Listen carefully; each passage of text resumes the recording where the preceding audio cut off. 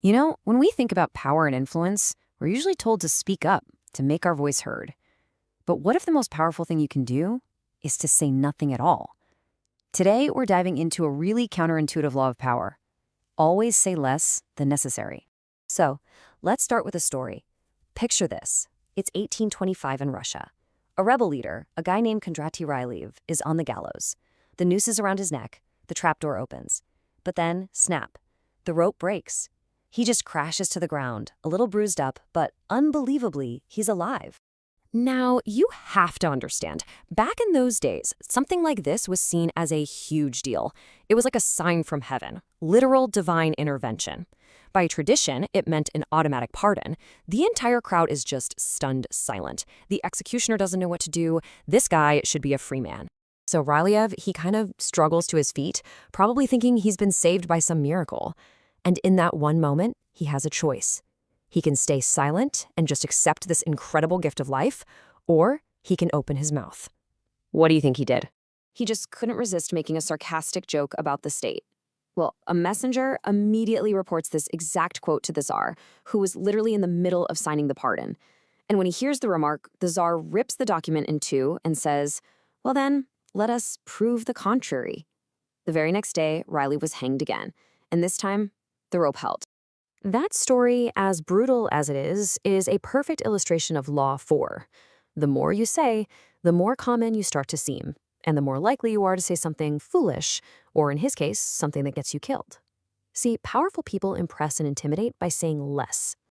Okay, so for our next story, let's jump way back to ancient Rome and talk about a hero who literally talked his way right into exile.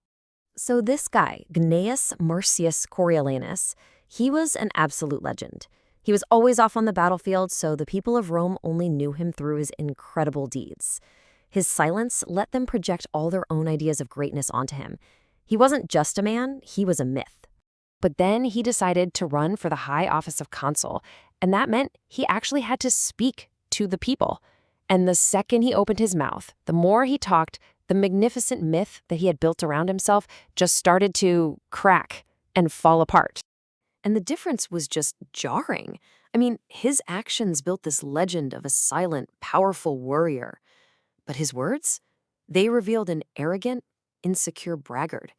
He actually insulted the very people whose votes he was trying to win, and it completely shattered their image of him. They didn't just vote against him, they ended up celebrating when he was banished from Rome. Leonardo da Vinci, I think, just nailed it with this quote. By talking too much, Coriolanus made himself totally vulnerable. He gave people a reason to dislike him, where before, his silence had only ever inspired awe. All right, so now let's contrast the guy who talked way too much with the king who built an entire empire on saying almost nothing at all. The court of the Sun King, King Louis XIV, was just this buzzing hive of activity.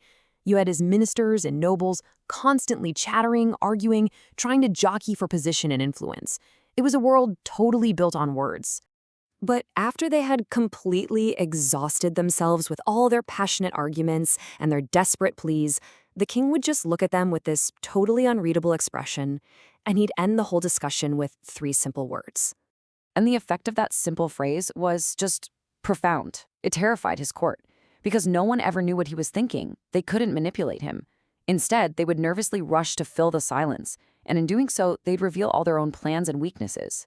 He learned everything, while they learned nothing. His silence was the very foundation of his power. Okay, so that's all fascinating history, but how does any of this apply to you, like right now? Well, the principles really haven't changed one bit. Think about it. We have all been there, right? You're in a job interview, a tense negotiation, maybe even a first date. You feel that awkward silence start to creep in, and what do? We rush to fill it. We over-explain, we justify ourselves, we just chatter nervously because we're afraid of the quiet. But here's the thing. Every word you speak is a potential weakness that you're revealing. You give away your intentions, your insecurities, your plans. You make yourself predictable. And all the while, the person who's staying quiet, who's just listening, they're gathering all that information. They're learning your hand while they're keeping theirs completely hidden. They hold all the cards. You know who was a master of this in the modern world? Andy Warhol. His interviews were famous for these really short, vague, ambiguous answers.